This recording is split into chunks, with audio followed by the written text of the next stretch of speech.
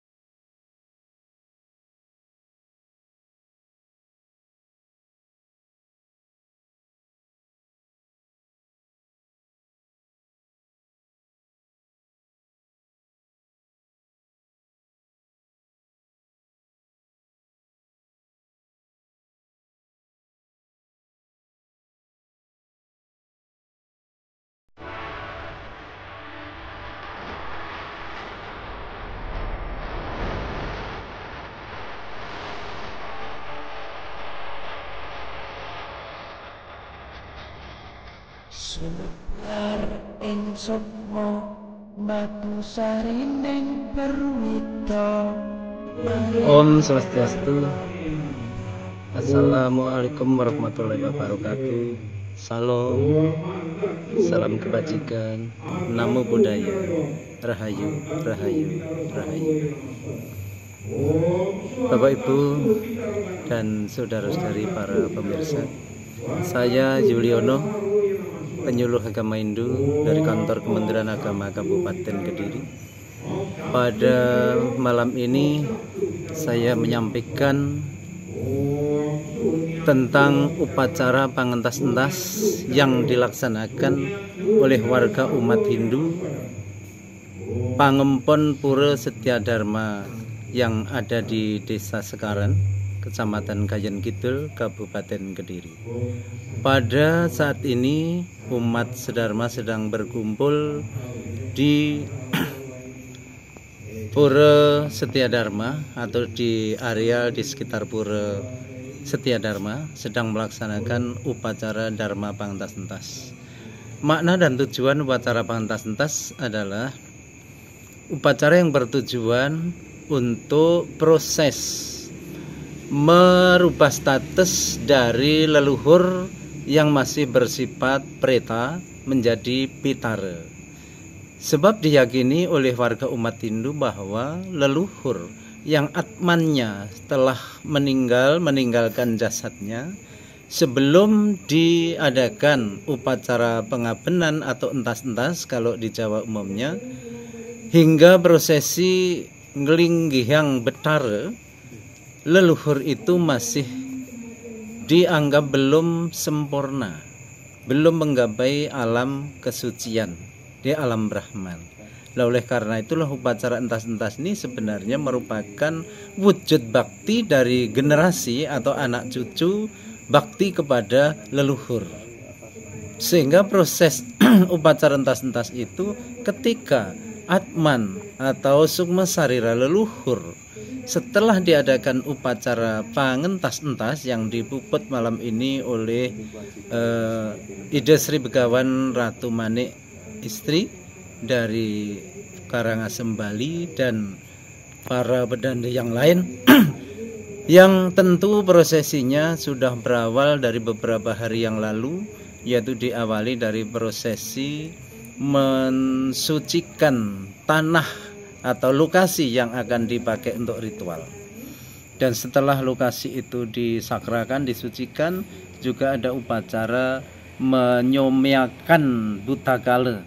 Jadi roh-roh yang dipandang sebagai makhluk atau yang bersifat energi negatif itu disomyakan. Tujuan disomyakan itu dikembalikan ke alam dewa agar unsur-unsur negatif itu berkurang dan menuju ke pengaruh yang positif, sehingga tidak akan memberikan dampak ketika terjadi upacara entas-entas berjalan.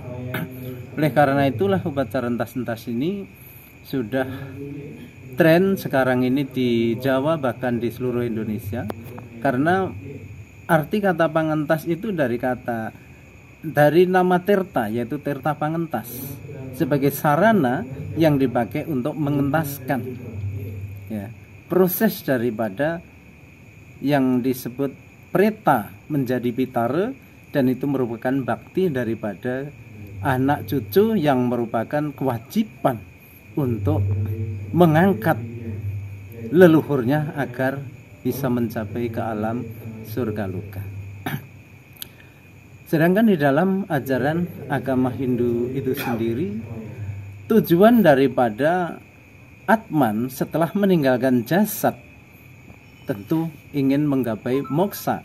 Tetapi setidaknya kalau bisa menggapai moksa, setidaknya di surga. Jadi keyakinan agama Hindu selain meyakini adanya moksa, juga percaya adanya surga.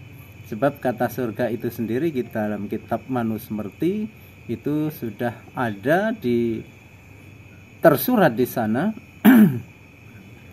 Yatya, yaitu pada Adhyaya 12 Sukta 20 Yatya sarati dharmamsa dharma malpasa tairewa sawarto huta swarga sukam upasnuti. Jadi intinya bagi roh atau atman yang ketika hidupnya berbuat kebajikan dan sangat sedikit berbuat salah, ia berhak meraih kebahagiaan di surga dengan seluruh elemen-elemen. Oleh karena itulah umat Hindu yakin bila dalam hidup ini berbuat baik, berkata-kata yang baik, dan berpikir yang baik, maka surga yang akan diraih. Namun demikian, upacara pangentas tetap dilakukan merupakan wujud bakti dari generasi ini, dari anak cucu yang masih hidup terhadap leluhurnya, sebab merupakan renam atau mengembalikan hutang kepada leluhur. Dalam agama Hindu ada 3 hutang, yaitu renam atau dewa renam, hutang budi kepada dewa atau Tuhan yang Maha Esa, yang widiwasa, karena kita telah dicipta, dilahirkan menjadi manusia. Kita wajib membayar renam itu dengan cara bakti dan mengamalkan agama dengan baik. Dan selanjutnya yang kedua, renam kedua adalah resi renam, yaitu hutang budi kepada orang-orang bijak, orang-orang suci, guru-guru spiritual, pedanda, pandita, resi yang telah mengajarkan ilmu pengetahuan suci, Weda atau keagamaan. Oleh karena itu, warga umat Hindu wajib memberikan resiyatnya. Yang ketiga ini yang sedang dilakukan oleh umat Hindu di sekarang, yaitu pitra renam. Pitra renam yaitu hutang budi kepada para leluhur. Oleh karena itu hari inilah menyaur atau mengembalikan bakti kepada leluhur hingga mengangkat leluhurnya hingga mencapai alam swarga loka. Tujuannya, apabila leluhur telah menggapai di alam swarga loka, bahkan kalau bisa menggapai moksa, setidaknya jika reinkarnasi ke bumi kembali, akan menjadi manusia yang bijak, manusia yang berakhlak mulia, manusia yang selalu mengutamakan dan mengedepankan kebenaran. Ini tujuan daripada entas-entas. Sehingga dengan entas-entas semakin banyak dilaksanakan di mana-mana, maka bumi ini akan dihuni oleh manusia yang bijak, manusia yang memiliki perilaku yang baik, kata-kata yang baik, dan pikiran yang baik, yang disebut Trikaya Parisuddha. Inilah sepintas yang kami sampaikan tentang makna dan tujuan upacara entas-entas. Pada intinya adalah untuk memproses daripada preta menjadi pitara, sehingga setelah dilinggihkan menuju pada acara ngelinggiang dewa pitara, dewa pitari, maka status leluhur sudah sama dengan dewa yang disebut dewa pitara, dewa pitari, atau dewa yang pitara, dewa yang pitari. Sehingga anak cucu kalau leluhur sudah dilinggihkan boleh menyembah, bakti, dan memohon karunia kepada para leluhur, karena leluhur yang sudah bersifat dewa pitara dan dewa pitari. Namun ketika leluhur belum dilinggihkan sebagai dewa pitara, dewa pitari, pantang untuk memohon bantuan atau mohon restu kepada leluhur. Istilahnya kita hanya diberikan untuk berdoa atau mendoakan. Inilah tujuan upacara pangentas.